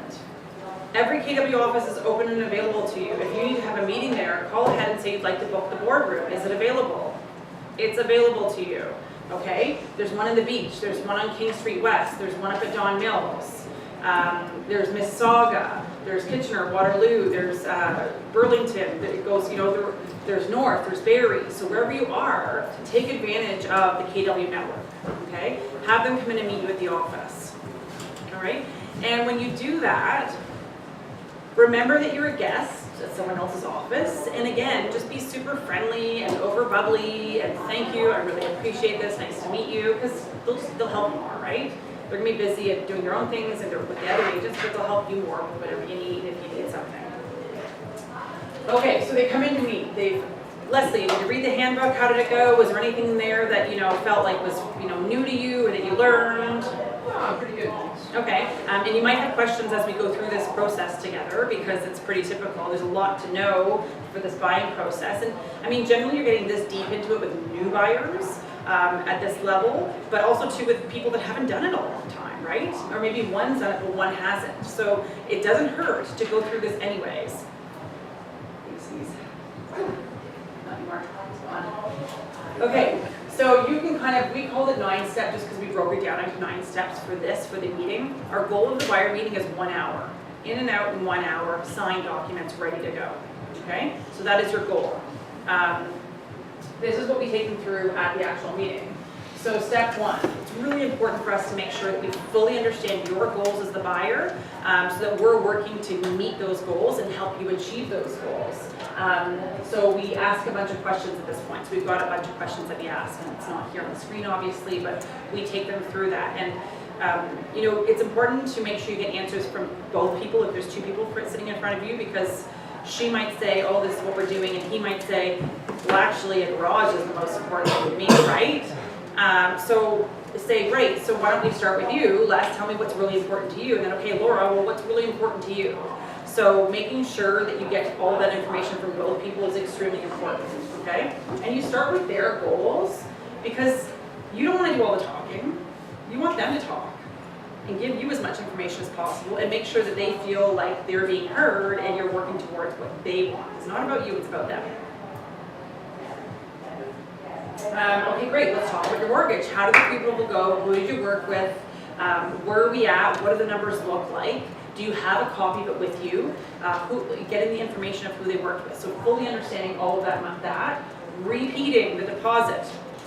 Where is your deposit money? How much money do you have? Based on the price range that you're telling me, we need $50,000 to put down on this house. Do you have it available to you? Great, awesome. Now I want to make sure you understand the difference between deposit and down payment. Deposit is the money that we give with the offer at the offer time that is held in trust by the listing brokerage, and it gets credited towards the purchase price.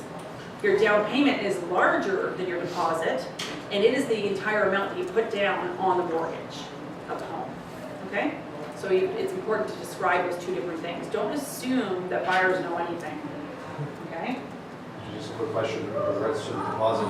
What's a normal, it doesn't have a specific value, but the higher I was obviously the better, right? So the kind of general rule that's been created, and it's again nothing in writing by any means, has been 5%, okay? And the reason that actually was created was because 5% generally covers the commissions. Right? So that people can get paid. Exactly. So that was the general rule. So that is what people kind of use. But I'm going to tell you, you can get away with less sometimes, and sometimes you do a lot more. And it depends on the circumstance. Okay? Again, multiple offers versus not multiple offers. You can do a further deposit. So let's say I'm going to give you 20 today, and 1 week I'm going to give you another 50, because that's what's available to you right now at this time. So there's a clause that you add to your offer that just states that a further deposit of will be submitted. Yes, exactly. In order for the agreement to be legal and binding and transferable from one party to the next, money has to be transferred, whether it's $1 or $50,000. Yeah. So you want to talk about your team and who you are. Of course, it'll say it in your they've read already about you, but we're going to take you through, and maybe they're only meeting with Courtney, but at least here they're getting a chance to see us because it's possible that Courtney's not available one time and I'm showing the property as an example for her. So at least they've seen you and gotten to know you a little bit before you're just showing up. Videos are a great way of doing that as well. So taking a video and sending that off to them, for instance, just so they are really familiar with you or whoever might be on your team and working with them. The buyer representation agreement. This is an agreement that we sign so that I can represent your interests. And as soon as we sign this document, I become your realtor and you become my client. So we form a relationship, which means that my fiduciary duties are owed to you. Honesty, full disclosure, privacy. All of these duties, such as a fiduciary relationship you have with a lawyer, are the same duties that I have to you as your realtor. So here is the buyer representation agreement. And as you can see, so my words to you is that it's filled out and ready to go. Okay? And the other thing that you can see really clearly on here is they know exactly where they're going to initial or sign because it's in a very bright color that's like obvious to them. Okay? So this is the buyer representation agreement. On every buyer representation agreement, it's an agreement between my brokerage, Keller Williams Neighborhood Realty, and you, the buyer. Okay? There's always a time frame on this agreement. So it's going to start now, today at today's meeting. So at 3 o'clock on Wednesday afternoon. Wednesday today, yeah. Afternoon. And then there's an end time to it. I personally basically do, I generally do seasons, or I do like basically a 6-month season. So if I meet people in September, I sign them till the end of December because my goal is to get them sold before that. If I meet them in January, they go on until August. Ultimately, it'll depend on what you're doing and what the circumstance is, but sign them for at least a day short of 6 months, or if it's more than 6 months, make sure you just initial here. Again, a little section there. Who initials there? The buyer. If it's more than 6 months. So that's what this just says. If this agreement is more than 6 months, initial here. So you can do that. Just depends on your style and what you want to do. I usually do just shy of that, and then this is less signing. What is that if a buyer decides they don't want to what do they have to do? Mutual release? No, mutual release only happens if you've got an agreement in place or a listing agreement, and the house is listed for sale. Mutual release is only if it's For a listing? an agreement in place. So you have an offer signed and accepted. That's a mutual release. If it's a listing and they want out, then you cancel or terminate the listing. But if it's a buyer, a BRA, and the buyer just says, Yeah. I need the If you don't picture. want So to- they just let you know that they're just, whatever reason, they don't want to work with you anymore. Yeah. So if someone doesn't want to work with you anymore, move on. Move on, yeah. Like literally do this. Do not, here's the rule. You have 24 hours to mourn it. Mourn it for 24 hours. Be angry, swear, kick something, do what you need to do. Do this though, because it makes it feel good, and move on. If you hold out, and think about the money you would have made, and all the homes that you showed them, and all the time that you spent, and all the gas, and all the miles, you are just wasting your energy and your time. You are so much better to just move on. Okay? And think about the people that are around you that you could be selling, and not the ones that don't want to work with you. Right.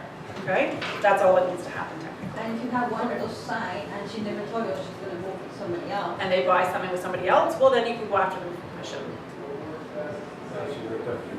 If you want to. But again, Okay. don't live in that world, right? That's just like negativity, and it's not gonna be good for us.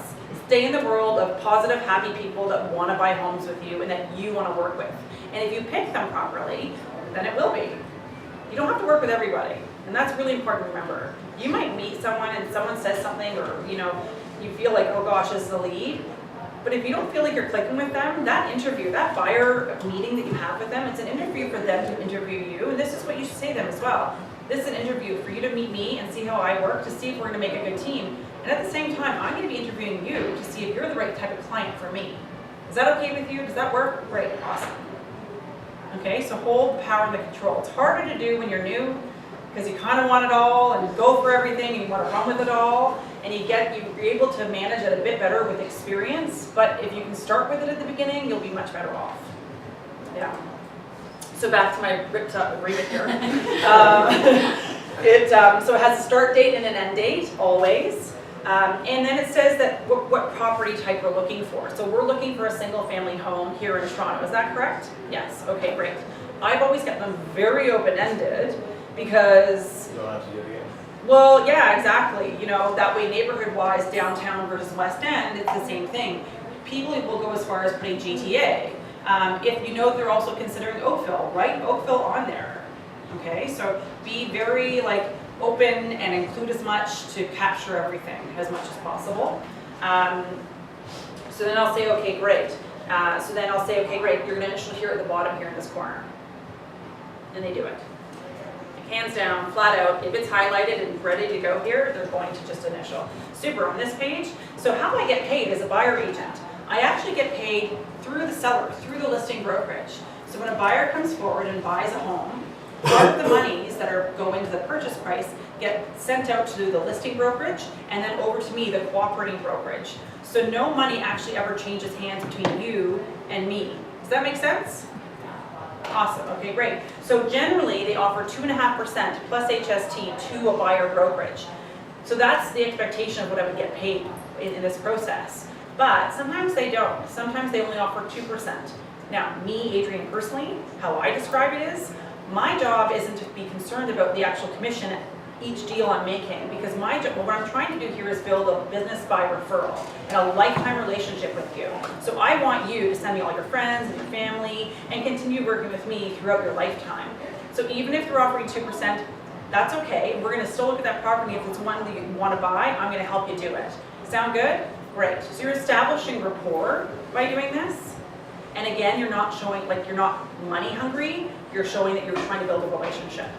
Okay, you can change it on here to say, it can say, so for instance, in the 2.5%, if it's less on the actual offering of the listing, technically the buyer would owe you the difference. Yes, and that's actually what it says. So, or the other thing you write in is 2.5% or as per MLS listing. Okay, and it protects the buyer in that sense. And really that's what you're doing, you're protecting your client.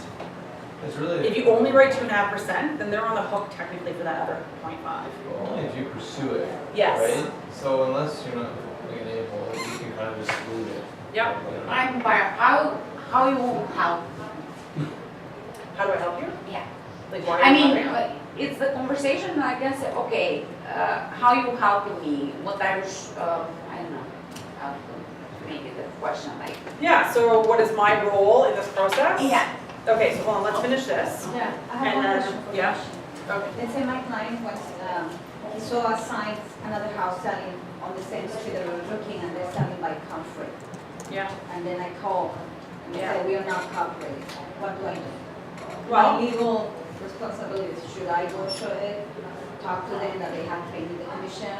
What do I Yeah, do? so I've never had to actually do one. So I haven't been in that circumstance, but my suggestion would be that you explain to your client that this is a listing where the seller is selling it themselves.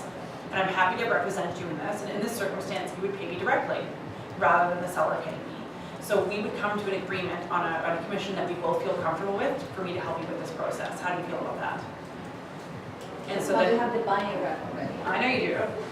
Yes, but again, they might say, well, thank you, but I'd like to cancel this and I'm just gonna go buy it myself.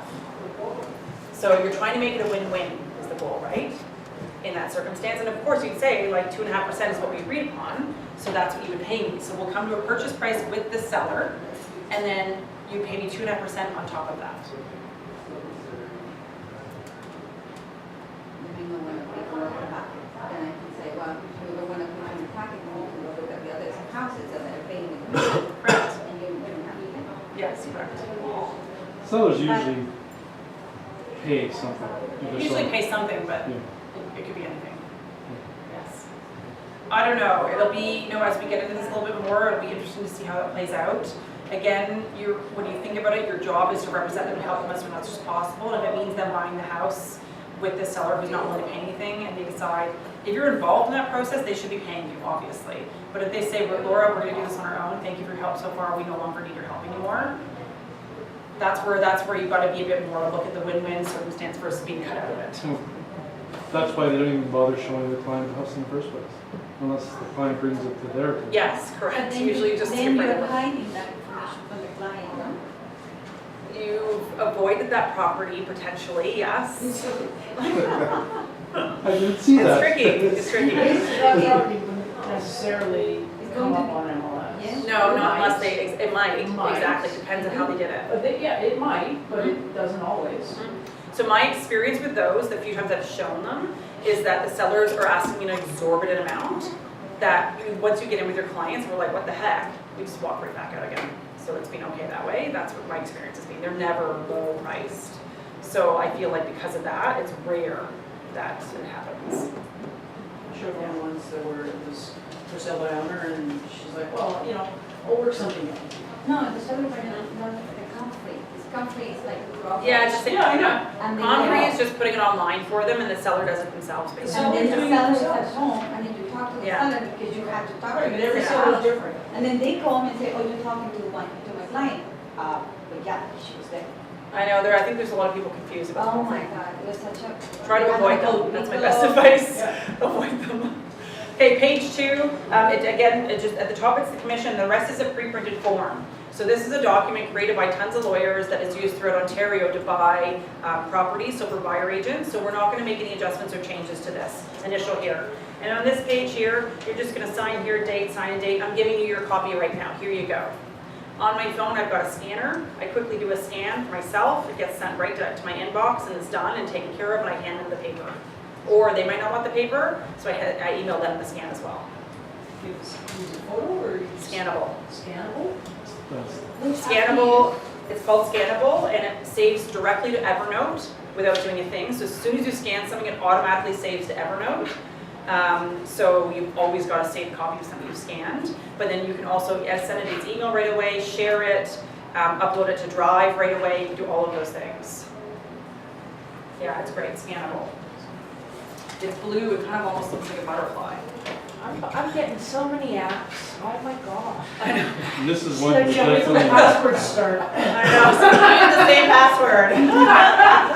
Wait till the logins and the passwords start. So remember back Your head will be popping to, off. yeah, why hire a realtor? So that is a big part of, okay, so why hire me? Well, you're hiring me because I am an expert in this neighborhood. I sell homes in here all the time. I see all the homes, I know the values, I know the prices. I'm an extremely good negotiator, so I'm gonna be able to work on your behalf to get you the best price on the property and help you buy the home. So in the area that you're looking in, chances are we're gonna be in multiple offers, and I've done hundreds of multiple offers before, whether you say that or plenty of them, and I win when I go and give you multiple offers. So if you really wanna buy the house that you wanna buy, I'm the person to be working with. I will use things that relate to the person as well. So for instance, if it's a family with kids, I know exactly where you're at, I understand where your circumstance right now, and I'll be able to work with you on that, and I know what's important to you. So you want to draw on those things. So you draw whatever it is your strategies and your team or your capabilities are. That's what you're going to be talking about. And those are all things that will be in your handbook you're giving to them ahead of time to read about. Okay?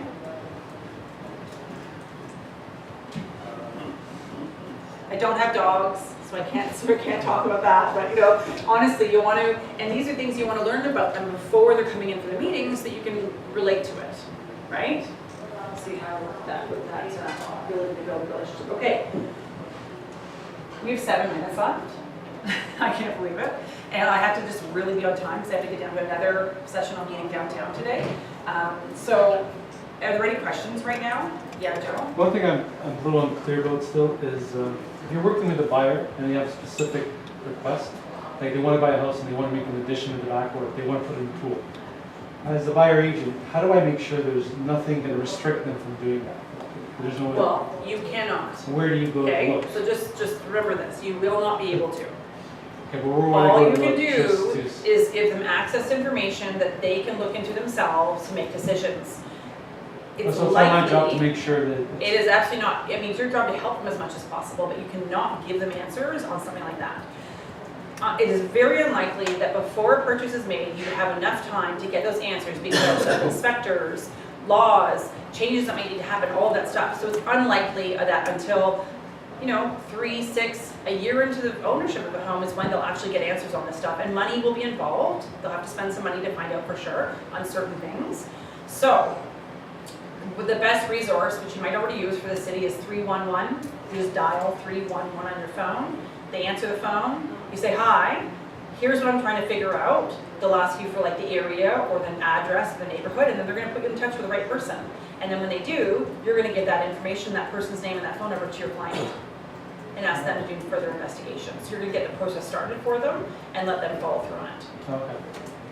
Now, something that's helpful that you can share with your client is, well, see how when we look over the fence here, there's a pool, and when we look over the fence here, there's a pool? Well, because there's already a couple pools here, chances are they'll be fine with the pool. Or they're looking at a semi that has 2 stories, and they really want to know, could we add a 3rd story to the semi-detached? You look around the neighborhood, well, look, there's a semi-detached with 3 stories addition there, and there's one there. So there's some precedent set already, so chances are you'll be able to do it as well. But we will not be able to get the final answer on that because you need to do architectural drawings, you need to apply to the city, go in for permitting, all of that. So no answers would be made before buying. So all you can do is like research and homework and help them have some sense of possibility or no possibility. If there's a massive tree in the backyard, well, unless you can put the pool in front or behind it without damaging the root system, it might not be doable. I have a buyer and she wants to buy a house to make it as a roommates, like just have students in the property. Yeah. And she asked me this question and I didn't know what to answer. How do I turn this property into roommates? Well, a rooming house is Rooming like the house. kind of ghetto term for it. Student housing. Student housing, yes. So there's no legal thing for that actually. It's kind of illegal actually, because you can't have more than a certain amount of people that are unrelated living in a property together. So if she wants to do that, she just does it. She just advertises at U of T, at George Brown. You put it out to wherever you're advertising, advertise to that clientele. Because she Exactly. saw one listing that actually sent me and it says legal roommates or something. So there is some legal rooming houses that have been deemed legal rooming houses throughout the city. I just don't know that they're actually doing it anymore. I haven't looked I don't into it think so. recently. I don't think so either. So at one Student point, housing is, they've been grandfathered as such, and so they're allowed to do that. They were legalized at one point, but I think now it's not allowed. And what would be the advantage or disadvantage of being legal or illegal? A fire. so. Yeah. the Yeah. one thing- They have been 2 or Emergency. 3 fires, big ones from these Yeah. houses. For this, they're trying to do it more. On the day-to-day basis and like rent and that kind of stuff, nothing. It would just be if there's an emergency or a problem. Yeah, that's right. I was just gonna say, she needs to be well aware of the fire code. Yeah. Well, you can retrofit your property to be up to code, and then you might, Yeah, it could be but super it's expensive to do that. Super expensive and like way beyond what they were probably having in mind. Mhm. Yes. Did It's she tricky. own it? Yeah. Did she own it before, and she's like, oh, I'll No, just it's rent it? just that she's trying to buy a house near the university so she can put students who need it. That's fine. She can do it. She can do that. Yeah. She I just would wants to instruct her to be property, very buy an careful income about what property. she's doing. Is that incorrect? Buy one that's Yeah. already designed as an income property and maybe even has tenants in it. That's what she Save wants. yourself the In a trouble. perfect world, yeah, you buy something with 3 units, but if you're trying to buy it, which university? And what? In Waterloo? Okay. So then the price points aren't as great as thinking U of T, then it's like Yeah. $2 million for a house for 3 units. In Waterloo, yeah, find either a place, I mean, think about when I went to university, 6 of us lived in a house, friends, and rented the house. It's very common in university towns to do that. So either it's already got a few apartments or it's just one single family home and friends rent it together. They just post it at the universities on their websites and on their places, yeah. Waterloo has very different landlord tenant laws as well. They Yeah. have separate license for landlords. So then it'd be a good idea to just send her all those links, send her that information, but never give her an advice or opinion as to like the fact that she could or should do Here's where you this. should start your No, that's research. what she wants to do, Yeah. and actually I'm learning from what she's saying. Right, but She's you don't also want to saying- be advising her, you want to be, here's where you get your information about student housing in Waterloo. Yep. She also mentioned about, there's a program to buy I'm gonna cut you off, Laura. There's 1 minute left. Is there any last minute, 1 minute question that anyone has or? No, we're good. We're good, awesome, thank you, Thanks. everybody. Thanks for coming today, I hope this is helpful. Feel free to reach out to me anytime. And again, Chelsea's gonna have all the documents for buyers and sellers, KWNRagents.com. She sent it. Perfect, super, okay. Thank you. Thanks, guys, yeah.